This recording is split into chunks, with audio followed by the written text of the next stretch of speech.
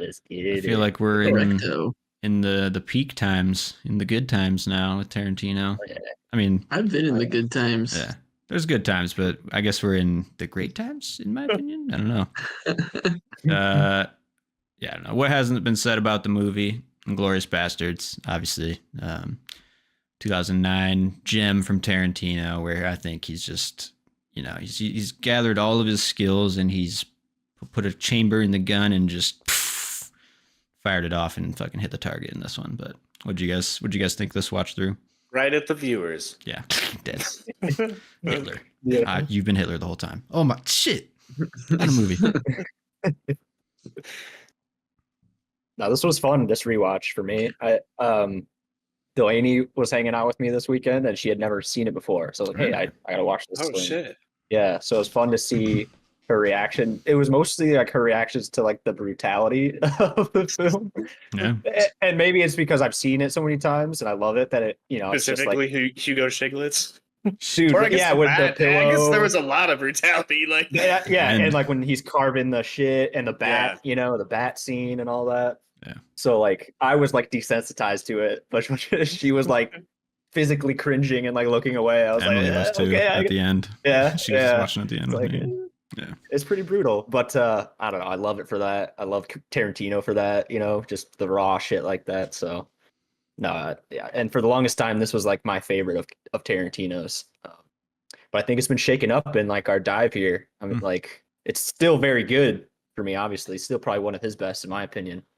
But like Pulp Fiction, and after this one, I was thinking about Jackie Brown even more of like wanting to go back and like watch Jackie Brown to like consider it as being up there. Oh, So yeah. yeah. No, I agree. I think this is like in terms of craftsmanship and just writing, this is so fucking it's flawless. I mean, when I was watching it this time, each chapter is like its own short story. And the whole movie is this Mexican standoff. And then there's Mexican standoffs in like each of these chapters.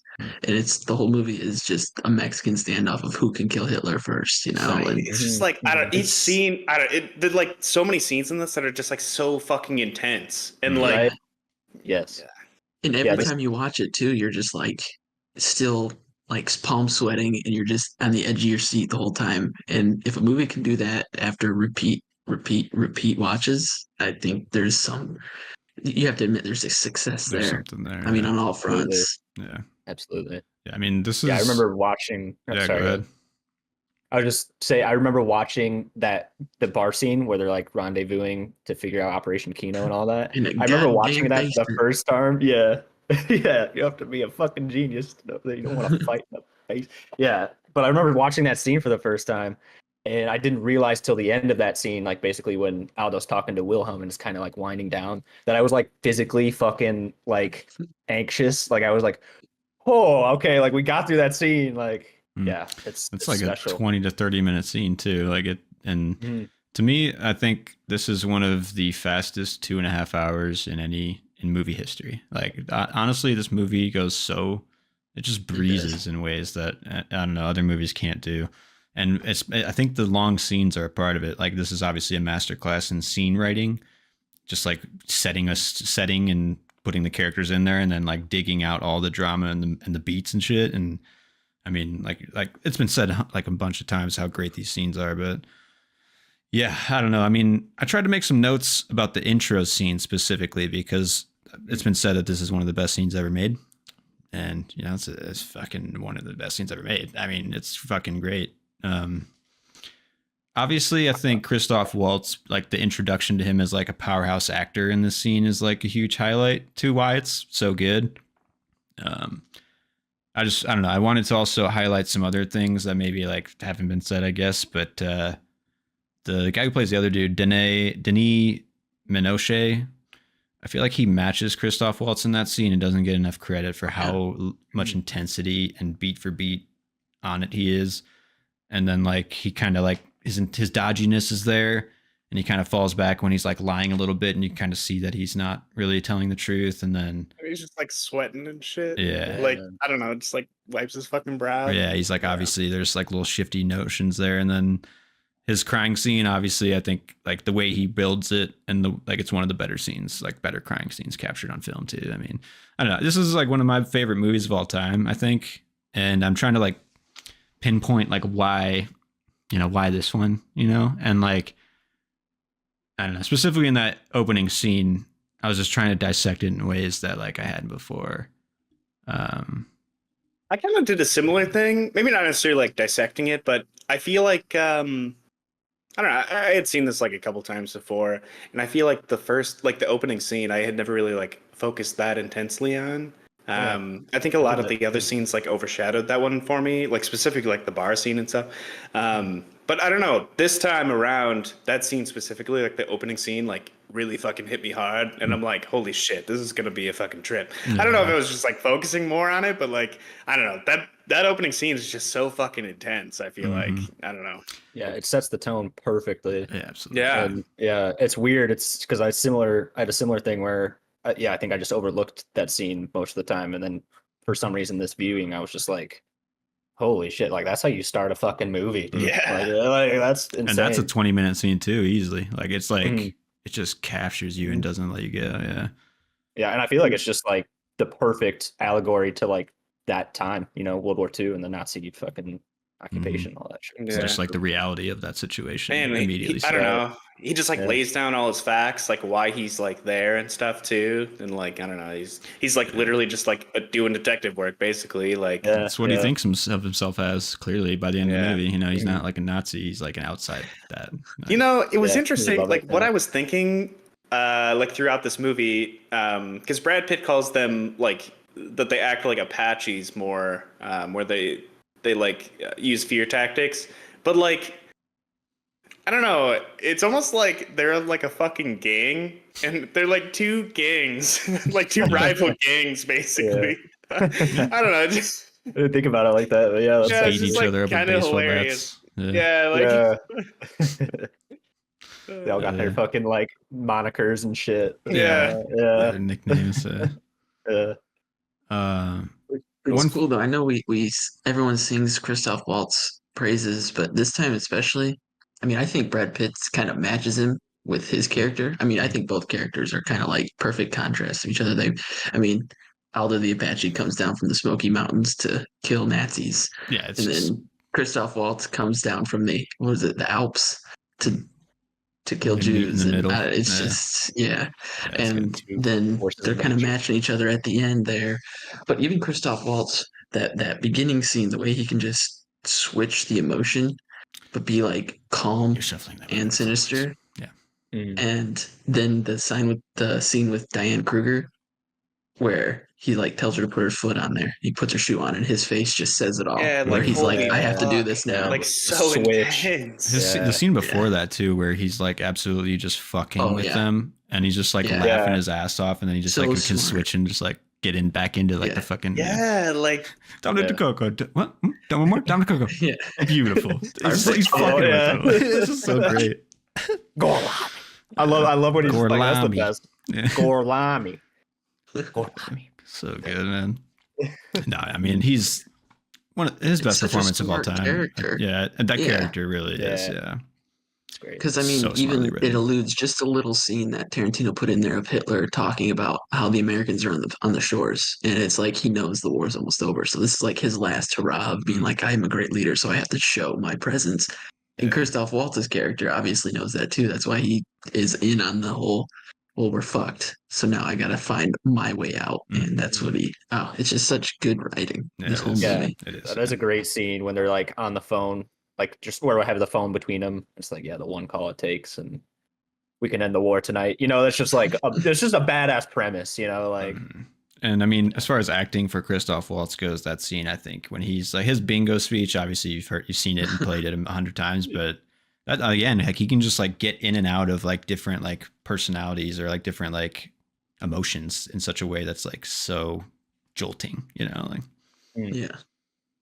Yeah, I'm interested to see like what we think of him in Django, because I mean his character's like obviously Django's the main deal there, but he's an easy second. Still pretty interesting. Yeah. Mm-hmm. Yeah, I mean as far as also people who like can live up to Tarantino, you know, like as an actor, Christoph Oh. Waltz, like the casting He's that perfect. oh my god, he can sing like his dialogue, you know, like Right. so fucking good. And this was his first American movie, wasn't it? Like his debut Shit. as an American It's film. such a like That's I impressive. haven't seen I him could before see that just because I hadn't seen it before that either. Right. So like, yeah, I could And definitely he won see an it. Oscar for it and all this stuff. Such And a debut. obviously, yeah. Yeah. Yeah. That's dope. Yeah. I mean, also I think what makes this one of Tarantino's best is like, especially after like Kill Bill and Death Proof, you can feel how like his impulses are like maturely contained in this movie. Like Kill Bill goes wild in the editing and wild in everything. That's great. I love it. But this one is like purely like plotted and like relentlessly like cut. The editing in this movie, I think, is some of the tightest in any Tarantino And there's still movie. some weird face zoom-ins with for some sure. weird music, you know, Yeah. with Stiglitz. They cut Yeah. to them just like unloading on the car. There's a side still, Yeah. but it comes back to the story and then It keeps definitely going. is more contained. Yeah, I agree. For sure. Way more Rain did. Right. It's like this is the most mature movie almost for him, I'd say, and it feels like. I mean, he says it's his masterpiece at the end, and like to be quite honest, you got to listen to the man. I'd say at a certain point, like he knows like what he's doing in this one more. It feels like, you know. And I think this was a story that he like had in his back pocket for many years, and he like It took him 10 years to get it made. he finally like cracked onto the keys Right. and did it eventually. So I think that also helped probably where it's like it was marinating for a while and he got the juiciest bits that he needed out of it. Yeah, I got some other notes like the musical stings in this movie. I was paying attention to more of this to watch through too. There are just some like they're so direct in your face and like the styles are so widespread and different that it's like Tarantino's Rockstar shit or whatever, where he can do a 5-second little stinger of just like dung diddling diddling diddling diddling, and then it just like ends. You know, it's just like okay, yeah, you have 30 seconds. yeah, or it's just like they perfectly capture the moment, even though it's just like random as shit, like music with like Stiglitz, the like guitar riff shit. It's like it's the rock star. He's the rock star Nazi killer, you know, and like that's what Tarantino picked to show it. So it's just fun.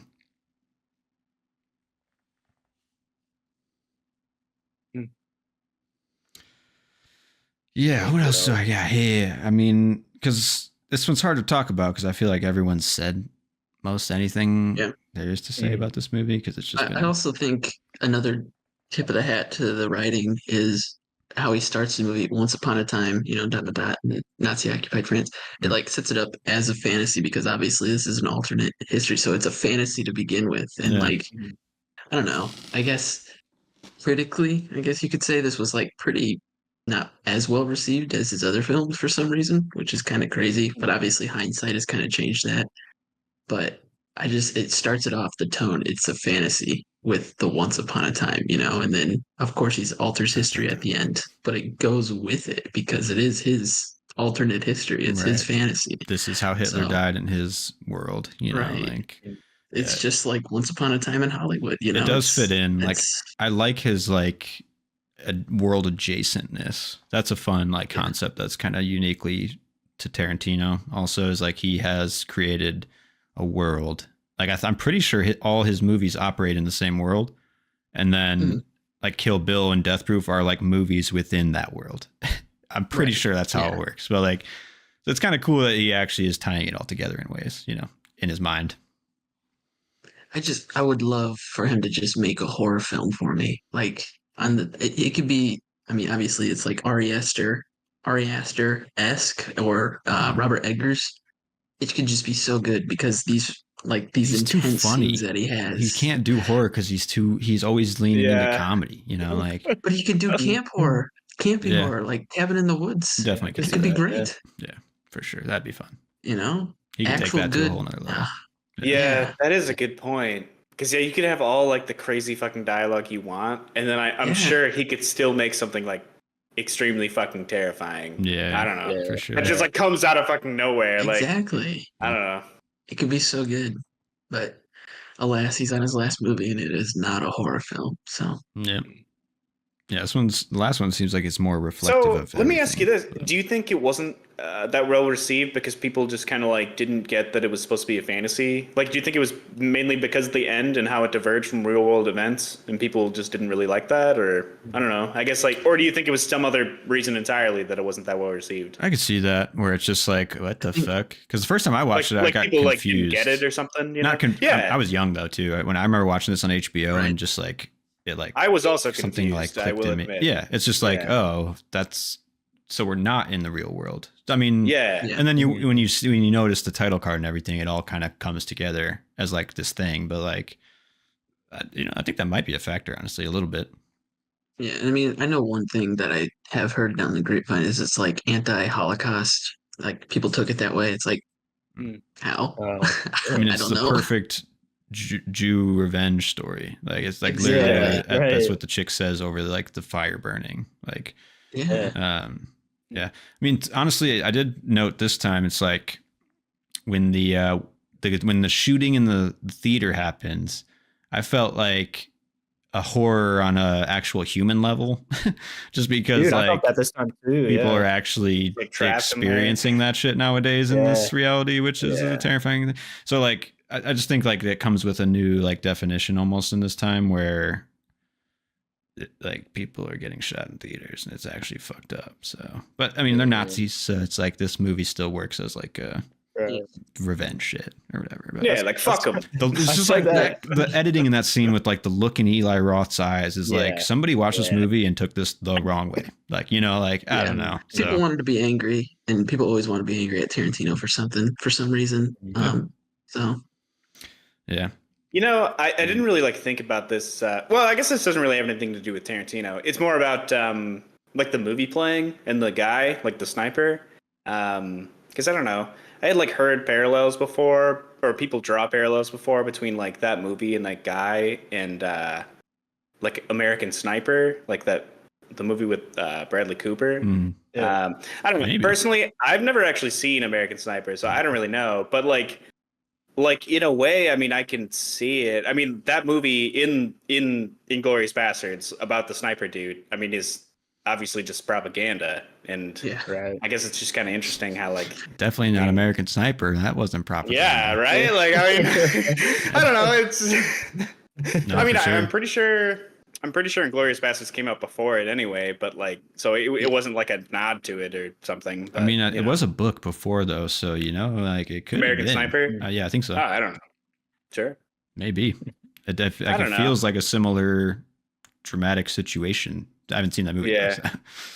Yeah, I haven't either. I don't know.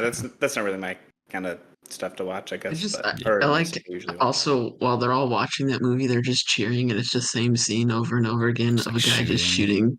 Body Yeah. falling. And one of the scenes is Your best. This is your best outside movie the yet. tower. There's just a swastika and bullet marks. It's like, Yeah, what is right? the Americans like shoot a swastika? And okay. Yeah, Uh, that's good shit. I mean, Tarantino does like pat himself on the back multiple times in this movie, though. At the end, Yeah. he's like, "It's my masterpiece," and then Hitler Yeah. like leans over, and he's like, "This is your best one yet," and he's like got tears in his eyes and shit. And that was like Yeah. clearly like him like talking to himself. I felt like, but yeah, I guess one scene that I don't know if I like this scene as much as I used to. I guess it's the scene where it's like the fucked up Cinderella finds her shoe scene. It's a great scene. You didn't like that? I love the scene, but to be quite honest, I question like why he killed her. I don't know. I just like he let the bastards go, and I feel like he killed her out of just like anger or like betrayal that she was a traitor or yeah, like it was He like didn't- personal It was instead of impulsive. like He didn't, yeah. he didn't really let the bastards go. He needed Brad Pitt. Yeah. And he didn't need you didn't to need bitch, her. but he needed Brad Pitt. The other guys he knew they were gonna die because they were strapped with bombs. So she was either a loose end or I guess- like you said, it could have just been an enemy of the state, so he was just pissed off. I guess like it would make sense in my mind actually that he's actually a Nazi and like he killed her because he's like that hateful Nazi dude because like he says he's Right. not, but then maybe he like bought into all this shit along the way where it's like he let it all out in that scene or something. Clearly he's like got the ideals or something. I don't know, but Yeah. to have like such a cool level-headed character the whole movie do that in that scene, it kind of just makes me like question a little bit of like the nature of why and like if it fits. So I don't know. That's just what I was thinking this time with that scene. I don't know. And then I also know fair. Tarantino was like the hands Yeah. in that scene, and that just like certain things about that dude just make me like weirded out. I'm just like, why do you need to do that? Like, and the foot in this scene is very Like contained and mature. It's Tarantino's hands. It's Tarantino's hands doing the choking because he wanted to get the Oh, choking gotcha. right. Because I thought you meant like putting on the shoe or something. Yeah, I wouldn't be Like, surprised. I don't know, the feet and stuff. Yeah. Oh, in Right. Kill And Bill dedicate- too, when Bud spits on Uma Thurman, that's Tarantino too. Really? He spits. Yeah. Huh. That's I don't know. Yeah. There's a little bit of a Yeah. disconnect for me on like art and like what's the word I'm looking for? But I guess like exploitation or just like taking advantage of like a moment. You know, like I You don't know, know. and I actually thought about this He's the scene before director. He can do rewatching. whatever he wants. I thought is- about yeah. the whole hand choking and then the Kill Bill stuff and how that's obviously been a point of contention with people where it's like, why did Tarantino have to do that?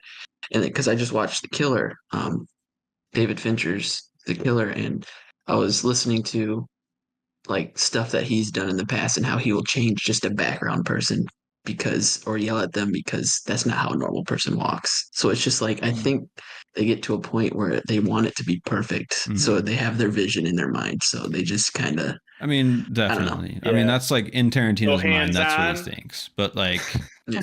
I don't know. He writes such like insert myself into the scene shit where it's like too much at certain points. I commend him for this foot scene because it's very tasteful and very reined in and very like it's rooted in like the fucked up Cinderella of it all. He still writes. Yeah, the go scene, on, though. dude. He still writes the scene. You know, like he's got to get the scene in there. But I don't know. That scene is the one scene where it stands out as something that I don't fully like, I guess. But I think that scene actually stood out to me this watch through. Like I mentioned earlier, was the fact that Christoph Waltz's character, like how evil, like just pure evil that he is. So Right. maybe that's just finally peeked through at that scene too, because Yeah. he just once the shoe fits and she looks at him and like says, you know, now what? And his face just says it all, where he's just pure But- anger and just evil. Mhm. You know, I guess like I view that character as like more like he says he's not a Nazi. He says he's better than these people, but like it fits in the movie that he's not. You know, like, and he's been doing these things that clearly he has to answer for. I would guess. say even from the opening scene, like it's like you're showing a little bit more of a sadistic side of him. So that's maybe Right. that just It peaks out, I to the guess. So surface. like it's there, but yeah, I guess it has to explode And- before the resolution in ways. right.